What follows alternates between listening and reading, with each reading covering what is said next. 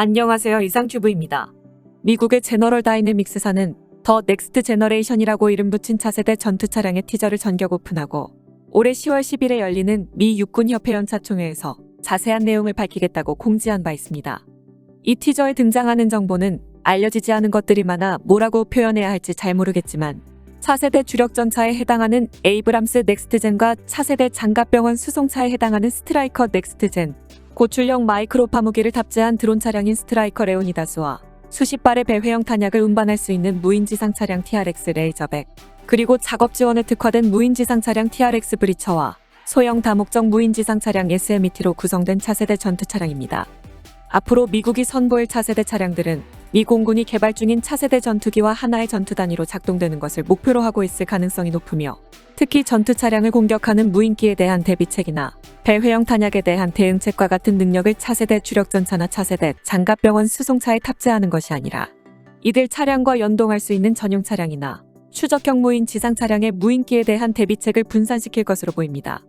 덧붙여서 에이브람스 넥스트젠은 현재 미국이 개발 중인 M1A2D SAPV4 전차와는 완전히 다른 차량으로 티저에서 공개된 영상을 보고 하이브리드 구동의 주력 전차일 수도 있다라고 지적하는 미국의 미디어들도 있지만, 더 이상의 정보가 공개되지 않아 에이브람스 넥스트젠이나 스트라이커 레오니다스가 유인 차량인지 무인 차량인지도 알 수가 없습니다.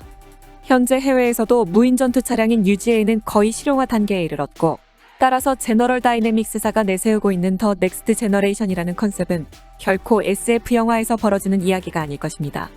개인적으로도 이 부분에 대한 설명이 어려워 UGV와 관련된 이슈를 의도적으로 피해왔지만, UGV 개발이나 전술 개발에서 선두를 달리고 있는 것은 미국이 아니라 에스토니아라고 말하는 외신들도 많습니다. 에스토니아군은 2019년에 최초로 훈련에 UGV를 도입했고, 2021년 훈련에서는 군인과 무인 항공기 및 무인 전투 차량을 통한 연동작전을 실시하기 시작했으며, 에스토니아의 UGV 개발 기업인 밀렘 로보틱스는 보병 전투 차급인 UGV인 테이벡스의 테스트를 진행 중에 있습니다. 이제 에스토니아 지상군의 훈련에서 병사들과 유인 및 무인화 기기와의 훈련은 일상적인 광경일 것입니다. 이처럼 미국의 차세대 전차 및 장갑 차량에 대한 정보는 조금씩 새어나오고 있습니다.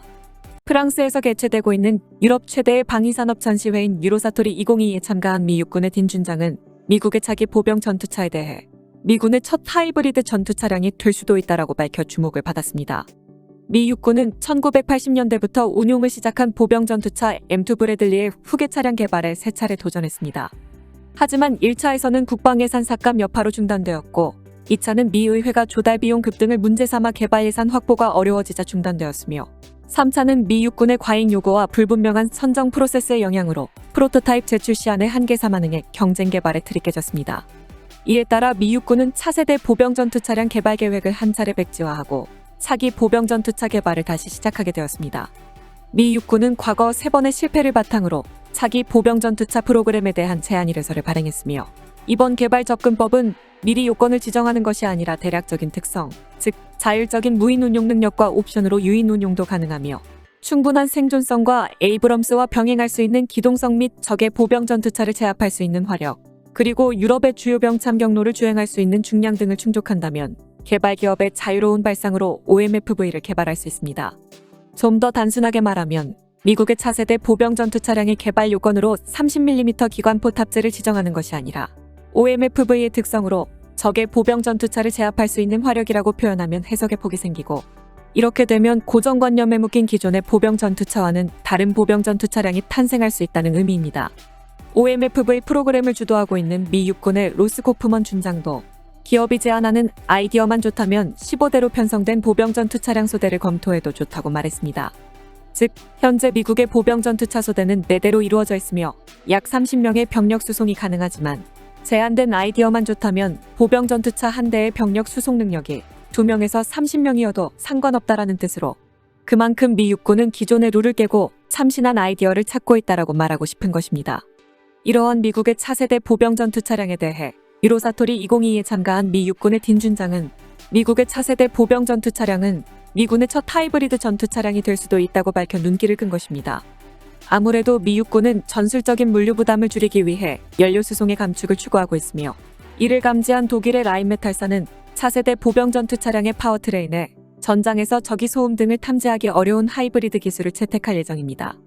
이어 딘 준장은 미국의 차세대 보병 전투 차량의 주포는 50mm가 될 것이며 전투 중량도 40톤에서 50톤 사이가 될 것이라고 덧붙였습니다.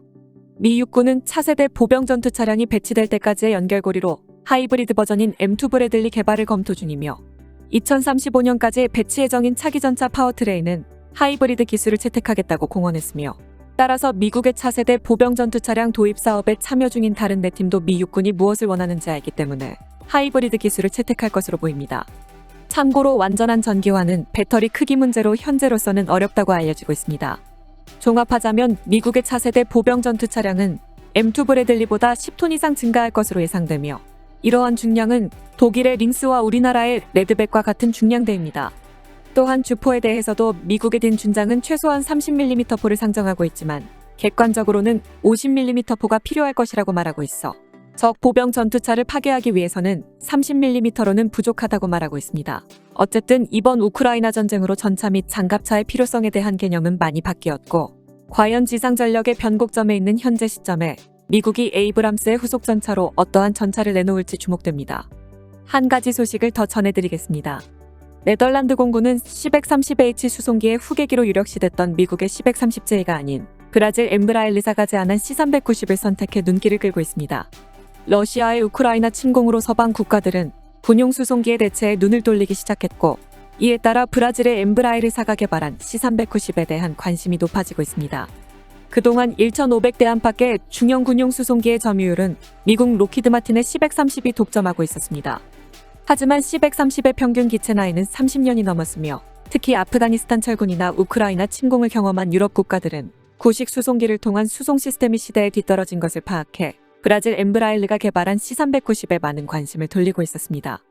하지만 실제로 네덜란드 공군은 C-130H의 후계기로 유력시됐던 C-130J가 아닌 C-390을 선택해 전 세계를 놀라게 하고 있습니다.